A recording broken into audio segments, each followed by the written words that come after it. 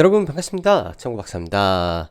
어, 어느덧 2022년도 한 해가 막이 내리고 2023년도 검은 토끼의 해가 대망의 막이 열렸습니다. 2022년도 좋은 일, 기쁜 일 다들 교차하시겠지만 2023년도에는 좋은 일만 그리고 행운만 가득하시길, 그리고 우리 청취자 여러분님들 가정의 행복과 건강이 함께 할 수 있기를 간절히 기원하면서 2023년도를 시작해 보고자 합니다. 다들 어떻게 연말 즐겁게 보내셨는지요? 저의 경우에는 목요일 오전장만 좀 보고 또 급하게 기차를 타고 또 시골을 내려가서 연휴 기간에는 부모님들과 또 가까운 친척을 좀 방문하고 그렇게 시간을 좀 보냈었는데요. 어제까지도 이제 주변 친인척을 만나며 거의 가족들과 함께 올 2022년도 한 해를 마무리하고 시작도 함께 했던 것 같습니다. 그리고 어제 오후부터 오늘 아침까지는 주변 지인들한테 전화하는데 거의 상당 부분 시간을 좀 돌리면서 좀 되돌아보는, 한 해를 되돌아보는 시간을 좀 많이 가졌던 것 같은데요. 그러면서 참 많이 부족했던 점이라든지 좀 돌이켜보면서 내가 개선해야 될 점 등을 많은 생각을 좀 가졌던 그런 시간이었던 것 같습니다. 앞만 보고 달려가기에는 참 한 번씩 브레이크도 밟고 또 뒤도 돌아보면서 점검을 하고 가는 것도 참 필요하겠구나라는 생각을 많이 했던 어젯밤과 오늘 아침이었지 않나라는 생각을 하고요. 부단 이게 이제 주식 시장에서만 국한된 게 아니라 우리네 인생과도 밀접한 관계가 있는 것 같네요. 다들 잘 하시겠지만 그런 생각이 들었다 정도로 예, 들어주셨으면 좋겠고요. 2022년도 한 해 증시는 정말 하락폭, 또 하락폭이지만 정말 괴로울 정도로 이 하락 추세가 연속이 됐고 시장 자체가 계단식 하락을 밟다 보니까 정말 어려운 장세가 연속이 됐는데요. 2022년도만 그런 게 아니라 2021년도 중반부터 시작된, 즉 8월 달부터 시작된 하락 장세가 2022년도 말까지 지속되다 보니 이러한 피로감 그리고 고통은 상당했을 거라고 생각이 듭니다. 시장이라는 게 그래요. 급락을 떨어져 버리면 V자 반등이 바로 나오는데 이번 하락장 같은 경우에는 급락이 아닌 계단식 하락이다 보니까 그러한 데미지가 상당히 누적되고 시간적으로라든지 가격적으로라든지 회복이 되지 않다 보니까 굉장히 좀 고통이 많았을 것 같은데요. 일단 2023년도 전체를 전망한다, 예측한다라는 거는 제가 봤을 때는 부질없는 소리일 것 같아서 그런 부분에 대한 코멘트는 드리지 않겠습니다.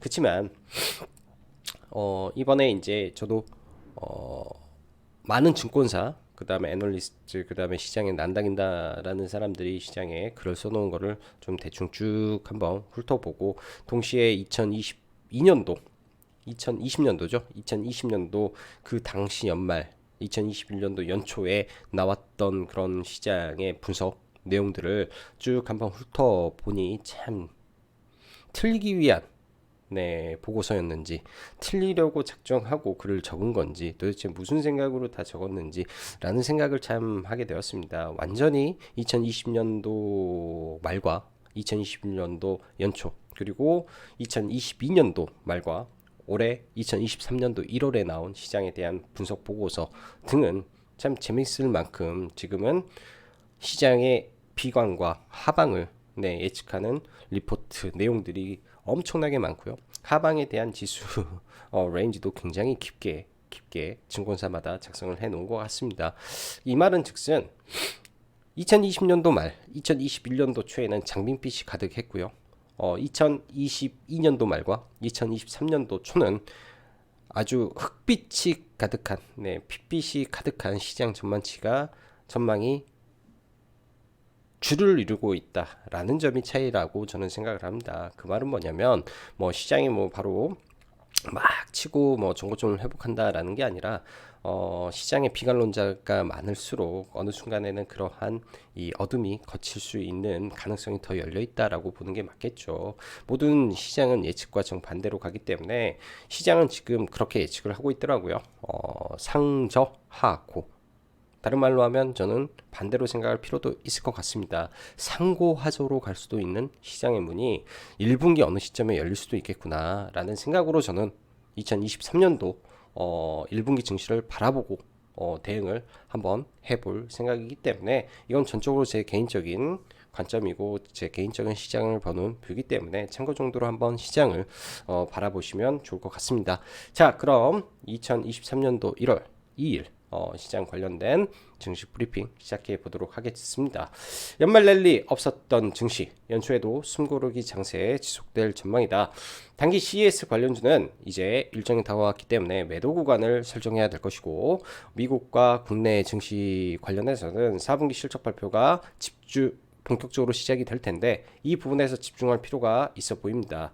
실적이라는 것은 선행되고 주가가 미리 반영을 할 때도 있고요. 실적이 발표되고 그때부터 후행적으로 반영할 때가 또 있는데 사실상 지금 경기 침체에 대한 우려감이 팽팽한 가운데 많은 종목군들 산업군들의 주가가 떨어지고 있습니다. 그거는 당연히 실적에 대한 우려감이 깊이 자리 잡았기 때문에 그런 현상이 나오는데요. 막상 뚜껑을 열었을 때 올라가 버리게 된다면은 이 또한 실적 악재를 선반영하는 그런 모습이 될 수도 있을 거라고 봅니다. 그래서 그런 부분에 대한 포커스, 우리가 생각의 관점을 실적이 안 좋아서 주가가 바닥을 찍을 수도 있겠구나라는 생각까지 열어놓고 시장을 바라보면 좋을 것 같네요. 자, 시장의 전망보단 개별 이슈 모멘텀에 주목할 필요가 있는 2023년도 증시이기 때문에 일단 기본적인 포커스는 시장이 돌아가는 것을 확인하고 시장 추정 종목을 잡는다. 그 전까지는 중소 테마주 위주의 혹은 일정이 있는 모멘텀이 있는 섹터에 집중하는 전략으로 2023년도 초를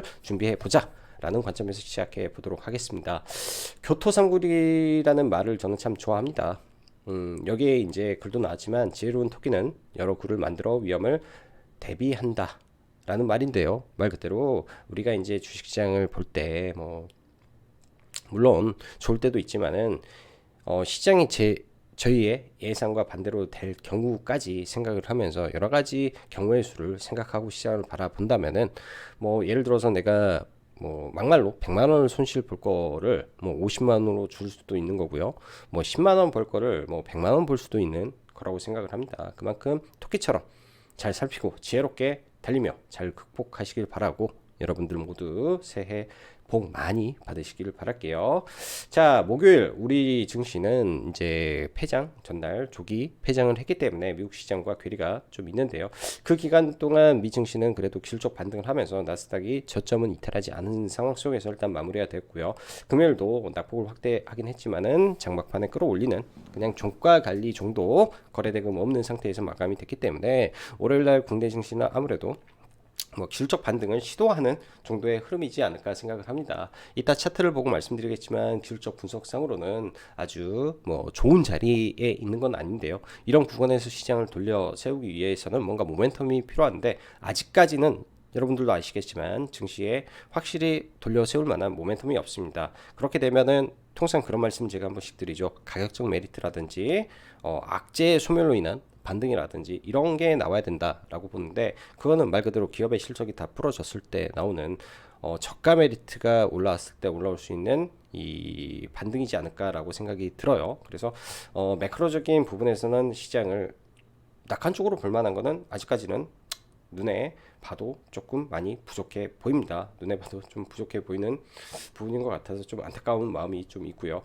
자, 일단 금요일 시장 목요일 시장 국내 상황을 보면은 여전히 이제 금융투자 외인 쪽에서 매도 물량을 토해내고 이를 개인이 받아들이는 모습은 지속되고 있습니다. 대략 한 9천억 정도 추가적으로 매수를 하면서 수요일도 그렇고 목요일도 그렇고 연이틀 이제 2조 5천억 정도 매수가 진행이 됐는데요. 지난번에 3조 8천억 정도 개인 대주주 양도세 이슈로 매도가 나왔다라고 말씀드렸습니다. 그러면 다른 말로 하면은 아직 나와야 될 물량이 1조 3천억 남았다라고 일단은 시장을 바라보시면 좋을 것 같다라고 보여지고요.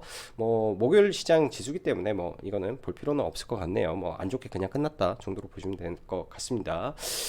이번 해 배당 낙일은 참 오랜만에 하락하는 모습을 보였고 평년과는 완전 다른 양상으로 흘러갔습니다. 연말 마지막 거래일까지도 시장에 하락 압력이 가중되는 가운데 하락 마감을 하였는데요. 아무래도 미국 시장의 영향과 더불어 경기 침체에 대한 우려감, 더불어 연말 기간 외인의 매수세를 개인 투자자들이 받아주지 못하는 형국이다 보니까 지수와 시장이 버티지 못하는 모습이 이어지는 것으로 저는 판단이 됩니다. 수요일 1조 6천억, 목요일 9천억 가량 합의 2조 5천억의 매도가 나왔으니 일단 대략 3조 8천억 중 나머지 1조 3천억의 물량만 어찌 소화한다면 단기적으로 일단은 이러한 수급 이벤트 관련된 매도 압력은 조금 누그러들지 않을까 생각은 하고 있고요. 연말을 앞두고 미 증시는 최근 낙폭에 따른 일부 반등은 나왔으나 여러분도 아시다시피 다가오는 4분기 기업 실적 발표가 연초부터 시작될 예정인데 나이키는 좀 좋았어요. 근데 그 외 종목군들이 어떻게 될지 아직 알 수 없는 거기 때문에 판은 까봐야 되겠지 않을까라고 생각이 듭니다. 이번 실적 발표 시점에 얼마나 시장이 이를 반영했는지를 가늠해 볼 수 있는 시점이라고 생각이 되는데 연휴 기간 주요 증권사 등 아까도 말씀드렸다시피 2023년도 시장 전망과 지수 예측을 보면 과거 2020년 말 시장 예상을 동시에 참고해서 보았는데 그때는 코스피 4,000, 3,700 등 대다수였고요. 지금은 2,000 이하도 종종 보이는 것을 보니 틀리기 위해 작성하는 전망치인가 하는 참 생각이 들더라고요. 매번 이 친구들이 맞힌 적이 한 번도 없기 때문에 제가 보기에는 한 번도 없었던 것 같아요. 혹은 예를 들어서 뭐 상하 폭을 뭐 1000포인트를 이렇게 제시하는 무슨 증권사도 존재합니다. 2000포인트에서 3000포인트 그러면은 수치상으로 보면 2000에서 3000 가려면 지수가 50% 올라가야 되는데 그거는 뭐 장난하는 거죠. 공포스러운 분위기와 비관적인 전망이 가득하며 너도 나도 2023년도 상저하고를 예상한다면 개인적인 생각으로는 오히려 상저가 아니라 상고가 되고 하저가 될 수 있다라는 생각의 전환, 발상의 전환이 필요한 시점일 수도 있겠다라는 생각이 드네요. 그만큼 시장에 비관론이 많으니까요. 지수적으로 시장을 잠시 봤을 때 아직도 안정이 되지 않았습니다. 당연히 삼성전자와 LG에너지솔루션, 그 외 코스닥의 경우 2차전지와 IT 반도체가 회복되어야 지수가 갈 터인데 지금 현 시점에는 단순 기술적 반등 성격이다 보니 지수적으로 분명 쉽지 않은 모습일 것으로 보여 지수 추종 섹터보다는 주초 혹은 월초에는 테마 섹터에 조금 집중해 보다가 수급 이벤트가 일정 부분 마무리가 되고 미 증시도 하방 경직을 분명히 보일 때가 올 텐데요. 그때 지수 추종 섹터를 보는 전략이 일단은 좋겠다라는 생각이 들어요. 자, 작년 말 시장의 키워드는 중국의 리오프닝이었습니다. 그로 인해 아주 오랜만에 바닥에서 빡빡 끼던 LG생활건강이 그리고 아모레 등 대형주도 그리고 F&F 홀딩스가 100% 이상 상승이 나오며 테마를 이끌고 왔고요. 추가적으로 한한령 기대감과 함께 더해지며 강한 모멘텀을 이어가고 있습니다. 금요일 목요일 날도 뭐 게임 관련해서 파노가 외자 파노가 7개가 허가가 나오면서 게임주들이 올라왔는데요. 지금의 시장 가장 강력하게 모멘텀을 부여하고 있는 것은 여전히 중국입니다. 앞으로도 그럴 것 같고요. 지금 뭐 해치 테마에서도 그렇잖아요. 중국의 뭐 감기약 싹쓸이의 시간에 관련주들이 막 폭등하고 올라가고 장중에도 해치로 올라가고 있는 걸 보면 중국에 대한 입김, 중국 관련된 코멘트, 이 키워드가 시장에 굉장히 강하게 작용을 하고 있다. 라는 거 보면서 이쪽 섹터가 일단은 뭐 재금과 반전이라는 거죠.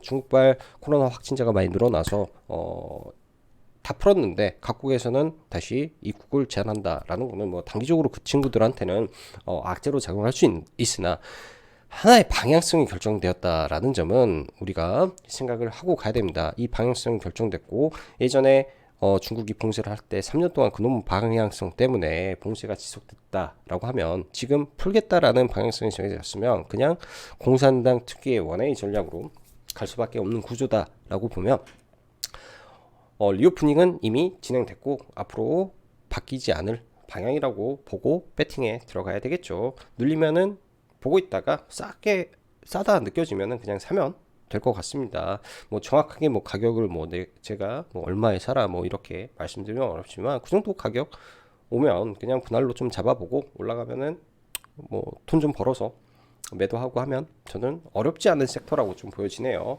굉장히 좀 쉬운 섹터 같습니다. 그렇게 보고 시장을 바라보시면 될 것 같고요.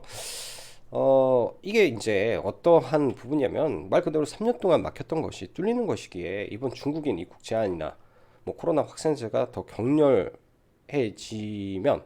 그 이후에 다시 움직일 수 있는 산업 섹터로 지속적으로 2023년도 지켜봐야 될 부분이지 않겠나 생각하네요. 지금 여유롭게 조정을 기다리며 종목을 내려오기를 잘 기다리면 될 듯 합니다. 시장의 약세를 볼 때 중국발 코로나 확산세로 인한 해지가 올라오고 있는데, 이건 완전히 두더지 잡기식 종목들이 올라가는 가운데 거래대금을 추정해서 단기를 본다면야 저는 오케이라고 봅니다. 스윙과 투자의 관점이라면 절대로 저는 비추하고 싶습니다.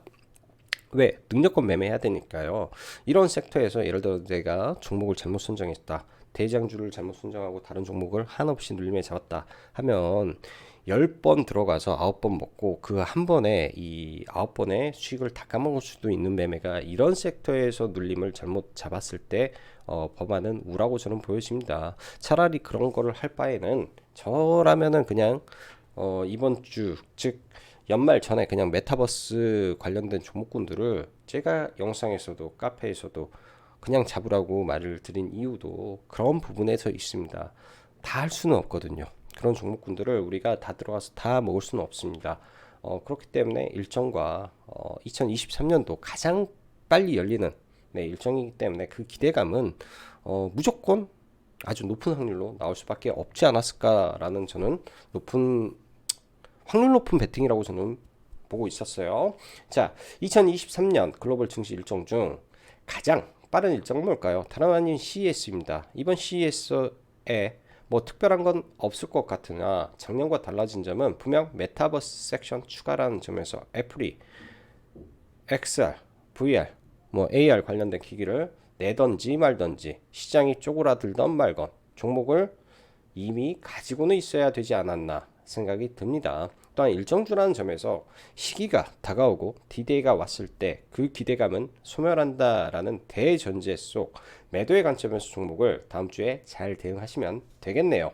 혹여 애플이 튀어나온다면 모를까, 그것보다 더 큰 재료는 사실 지금 실적이 나오지 않으니 없겠다라는 저는 생각이 들어요. 그래서 뭐 목표 수익률을 높게 잡는다기보다는 일정이 다가오면 분할 매도 접근, 일정 근처에서는 분할 매수 접근으로 했으면 저는 충분히 이쪽에서 만족할 만한 수익이 났을 거라고 생각을 합니다.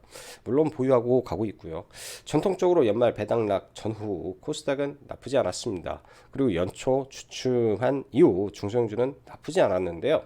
그러나 최근 많은 부분이 바뀌고 달라졌습니다. 그렇다는 말은 이번은 아닐 수도 있다라는 생각으로 시장이 예상과 달리 갈 때 핵성 테마가 뭐가 될 것인지, 그리고 지금 사회적 현상이 뭐가 있는지, 이럴 중에 다시 시장에 다가올 폭탄 관련 있는 건 뭐가 될지도 고려해 보면 좋을 건데, 그 중 하나가 10월 여러분도 아시다시피 뭐 롯데건설이 흔들리고 그로 인해서 증권사 뭐 파산설, 뭐 증권사 뭐 매각설 막 나왔던 이 부동산 관련된 PF발 채권 리스크가 3개월 이후 만기가 재도래가 다시 다가온다라는 점입니다. 그걸로 시장이 충격을 받을 때 어떤 섹터가 움직일지도 고려를 해놓는다면 매수의 시기를 조금 늦추거나 혹은 분할로 접근 할 수 있겠죠. 그리고 폭풍이 올 때는 수익을 낼 수 있는 친구를 동시에 전략을 짜두면 좋을 거라고 보여집니다. 관련된 종목이 이미 금요일날 리파인이라는 종목, 그러니까 수요일날 영상에서 제가 말씀드렸죠. 일부 물량을 상따하고 나머지 물량을 좀 가지고 가고 있다. 라고 했는데, 그런 종목군들 하나 정도는 관심을 가져놓고 눌림에서 뭐 이런 이벤트성으로 움직일 때, 예를 들면 눌림에서 들어가는 방법도 있겠지만은 눌림에서 바닥 잡고 강하게 튀어 올라올 때 따라붙는 것도 대장주로 알고 있으면 그게 뭐 돌파든 뭐 상승 초입에 들어가든 할 수 있는데, 그런 종목을 모르면 아예 뭐 대응조차 안 됩니다. 꼭지점에서 추격 매수뿐이 되지 않기 때문에 그런 점이 있다 라고 생각을 해 볼게요. 금요일날 국내 증시, 목요일날 국내 증시 보면 처참하죠. 뭐 대형주 가운데 올라간 종목이 하나도 안 보입니다. 게임주 관련해서 몇 개 빼고는 전부 다 밀렸고요. 코스닥도 마찬가지로 게임 뭐 2차전지 한두 개 정도 빼고는 다 안 좋아서 연말 국내 증시는 굉장히 안 좋았는데, 일단 뭐 월요일날 시장은 나쁘지는 않지 않을까 정도 생각이 들어요. 자, CS 관련해서 뭐 종목군들을 잘 들고 있어야 되고, 지금 현재 이제 금요일날 뭐 맥스트 올랐고 선익 올랐고 뉴프렉스 올랐죠. S 종목군들이 좀 올랐습니다. 지금 CES에 참여하는 기업은 맥스트, 뭐 스코넥은 이제 소니 관련된 플레이스테이션 2 기대감이 아마 조금 있을 것 같고, 스코넥은 그 다음에 뭐 선익이나 이쪽은 전통적으로 디바이스니까 거기에 솔트웍스, 오픈 AI 관련해서 참여를 합니다. 참여를 합니다. 그 외 제가 볼 때는 아직 반등을 제대로 못한 미래 성장 섹터로는 로봇이지 않을까 정도 생각을 해서 로봇 쪽은 좀 열어놓고 저는 봐볼 생각이고요. 북한발 도발 드론 금요일 날은 체익 매물이 좀 쏟아졌는데요. 뭐 하루 이틀 조정받고 시장 안 좋을 때 다시 올라갈 수 있기 때문에 그러한 관점에서 관심 종목을 좀 두는 거지 뭐 그 이상도 아닙니다. 의료 미용 기기는 영업이익이 40% 50%가 나오고 있고 성장률도 굉장히 가파르게 올라가고 있습니다. 그래서 이런 종목군들은 적당한 눌림에 강력하게 조금 잡아볼 수 있는 구간을 좀 잡는 게 저는 중요할 것 같고요. 금요일날 게임 판호 관련해서 7개 외자 판호가 허가가 됐죠. 그로 인해서 넷마블이 장중한 때 23% 24%까지 급등을 했는데 이게 양봉 매집인지 음봉 매집인지 사실은 시장에서 나온 거는 오르고 난 다음에 이건 다 양봉이다, 음봉 매집이다 라고 하잖아요. 월요일날 상황 보면서 이러한 기대감이 연속이 된다 라고 하면 양봉 매집이 돼서 올라가는 걸 따라잡아도 되는 거고, 그렇지 않다면은 며칠 조정을 받을 수도 있을 거다 라고 열어놔야 될 것 같습니다. 이번에 게임 관련된 종목군들이 움직였던 패턴을 봤을 때는 똑같습니다. 추후 중국의 이 판호가 열렸을 때 그러한 기대감으로 올라갈 수 있는 종목군들은 다른 게 아니라 메가 IP를 가지고 있는 기업들이 강했다. 뭐 NC소프트도 나쁘지 않았고요. 여긴 빠졌는데 나쁘지 않았던 거고요. 카카오 게임즈도 강하게 올라왔고 데브시스터즈도 강했죠. 쿠키런 킹덤, 카카오 게임즈의 뭐 오딘 등 많은 IP, NC소프트의 리니지 뭐 등등 이러한 메가히트 재료가 있는 종목군들이 좋다라고 봐야 될 것 같고요. 뭐 시장 뭐 반등을 하는데 지금 해치 종목군들은 계속 열어놓고 봐야 될 것 같습니다.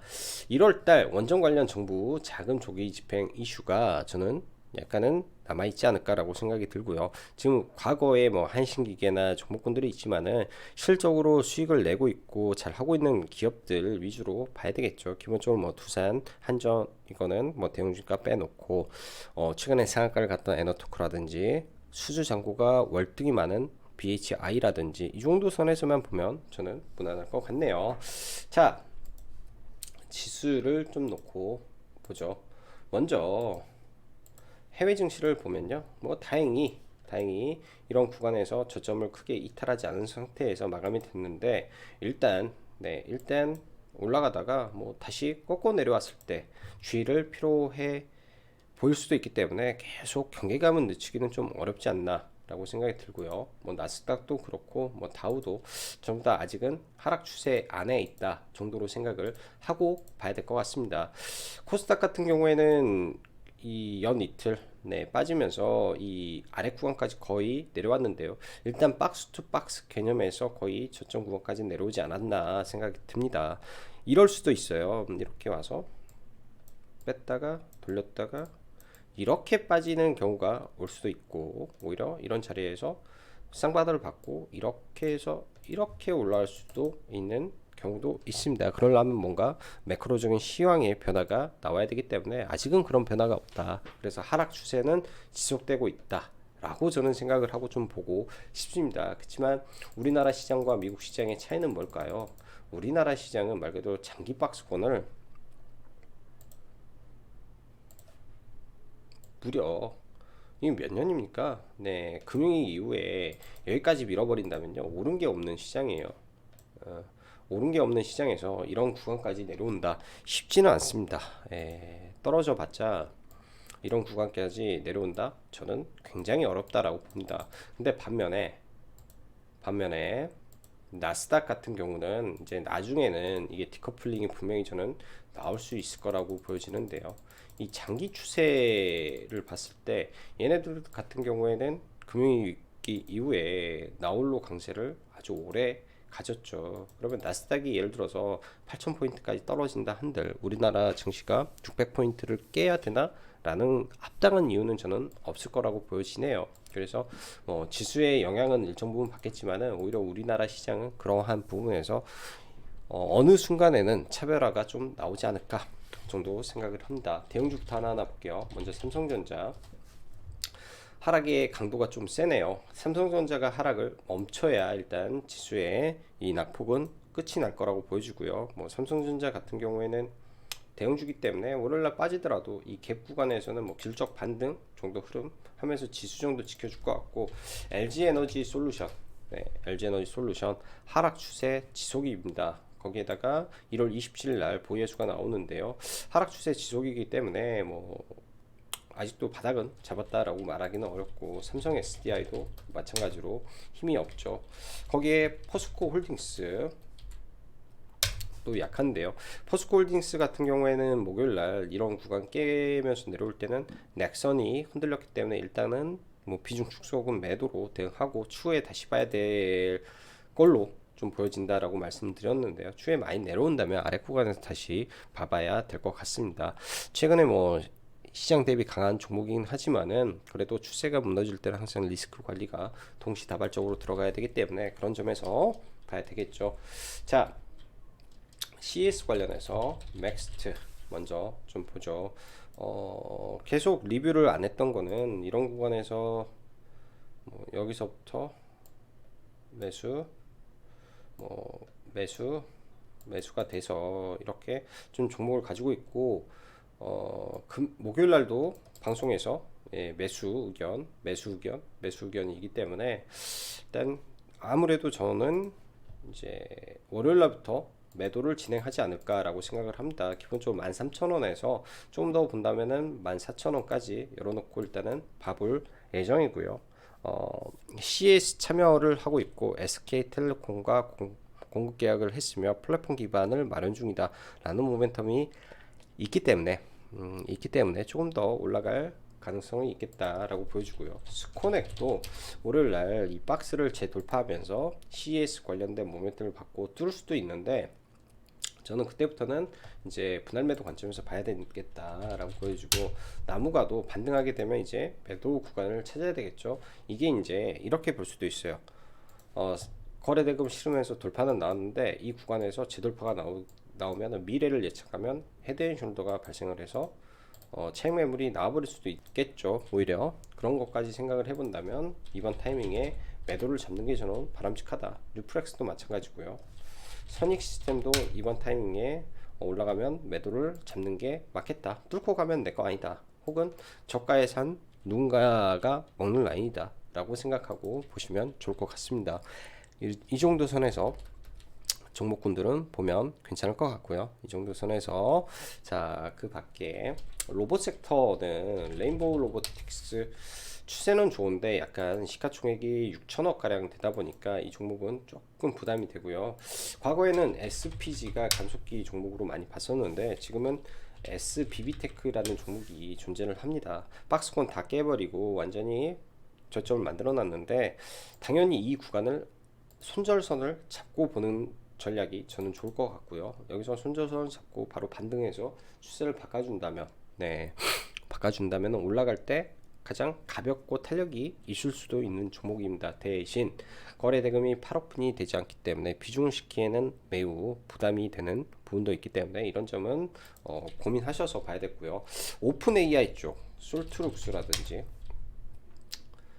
오픈 AI 쪽은 시장 대비 매우 강해요. 저도 목요일날 사실은 여정을 떠나기 전에 전부 다 매수를 걸어놨습니다. 혹시 모를 틈에 걸렸으면 하고 매수를 걸어놨는데 좀 안 왔고요.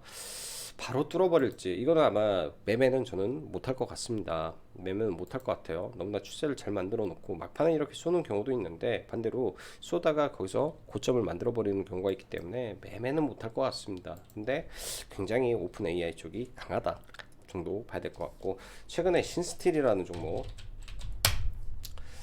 스펙 합병으로 굉장히 좀 지금 이 현상을 간 이후에 또 상한가에 들어갔어요. 또 상한가. 사실은 저는 옵티코를 목요일날 좀 매수를 했었는데요. 저희도 같이 좀 봤는데 일부 뭐 수익권에 꽤 수익권이 크기도 했었는데 나머지는 좀 일부 손절도 좀 마무리를 해서 조금 아쉽습니다. 종목이 좀 아쉬웠던 것 같고요.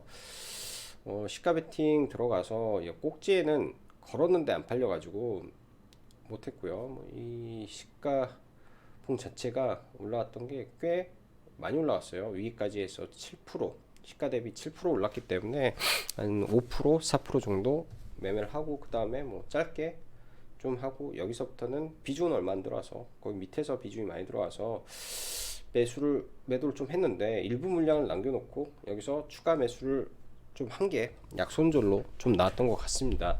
옵티코 같은 경우에는 최근에 이런 스펙 합병 관련된 종목군들이 매우 셌기 때문에 그러한 기대감 그리고 시장이 안 좋아서 신규 상장 저가 종목이 올라왔을 때 강한 가능성이 좀 있어 보여서 매매를 했는데 항상 그래요. 신규 상장주는 이 시가를 회복하는 게 핵심이다 라는 거를 다시 한번 좀 느꼈습니다. 여기에서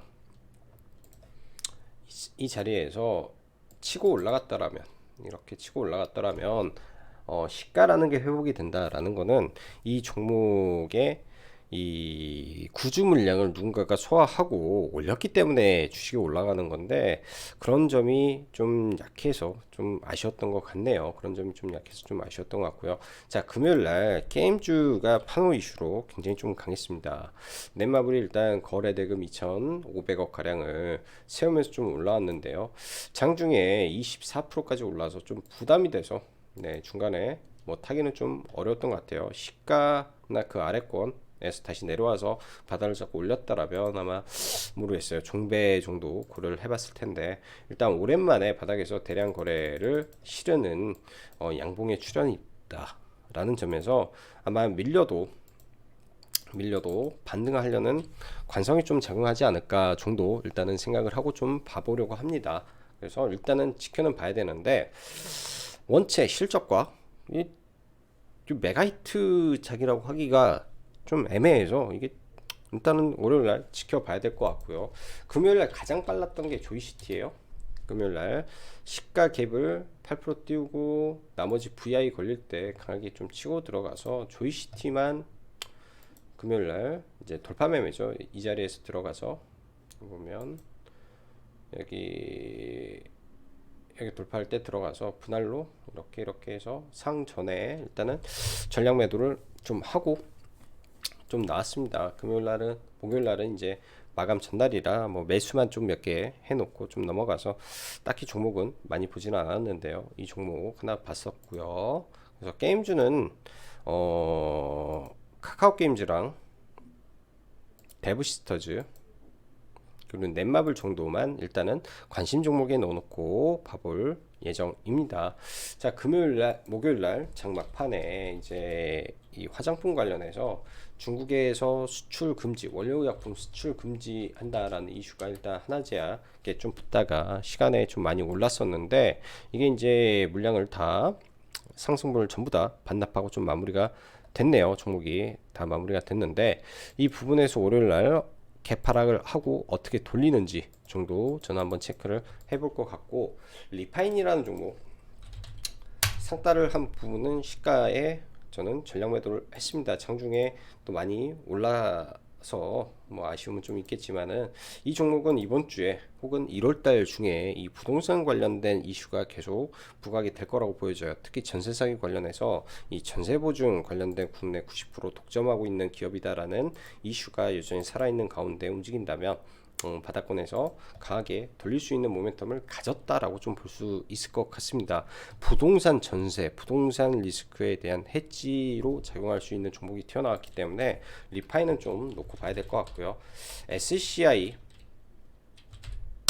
평가 정보도 지금 계속 뭐 왔다 갔다 하는데요. 이 종목은 너무 난잡하고 좀 어려워요. 근데 21선에서는 강한 하방 경직성 좀 보이고 있다 정도. 그리고 제주은행 같은 경우도 좀 계속 해지로 작용하고 있다 정도로 좀 보면서 좀 봐야 될 것 같고 해지 테마 STX 중공업 많이 밀리면 밑에서 다올도 많이 밀리면 아래에서 봐볼 생각이고 최근에 삼알미늄이 다른 종목에 비해서 매우 추세도 강하고 거래대금도 활발하게 들어오고 있습니다. 역사적 신고가 구간을 코앞에 두고 있는데요.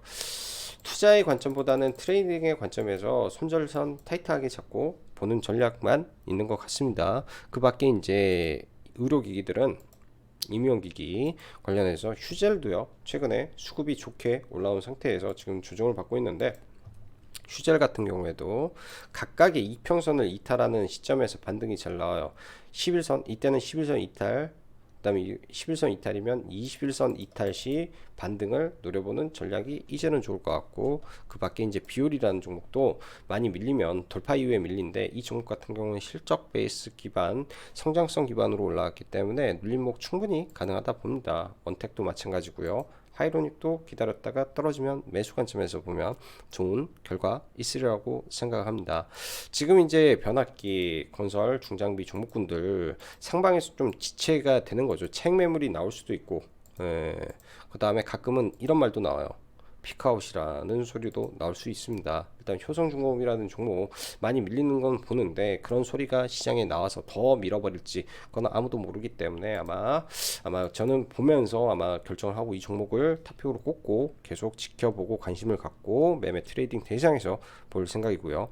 케어제넨이라는 종목도 좋은 종목이에요. 케어제넨이라는 종목도 좋은 종목이라 눌리면 매수 관점에서 지속 관심을 갖고 있다 정도 보시면 좋을 것 같습니다. 자, 2023년도 한 해가 밝았습니다. 비록 작년 한 해 매우 힘든 증시의 시간이 흘렀지만 2023년도 그나마 2022년도보다는 저는 좋은 증시 환경이 조성이 될 수 있을 거라고 보여집니다. 그런 힘든 시점만 잘 넘어가면 저는 되리라고 생각을 하고요. 다들 화이팅 하시고 좋은 성과 나셨으면 좋겠습니다. 자, 새해 복 많이 받으시고 오늘도 영상 시청해 주셔서 감사합니다. 여기까지 정보박사였습니다.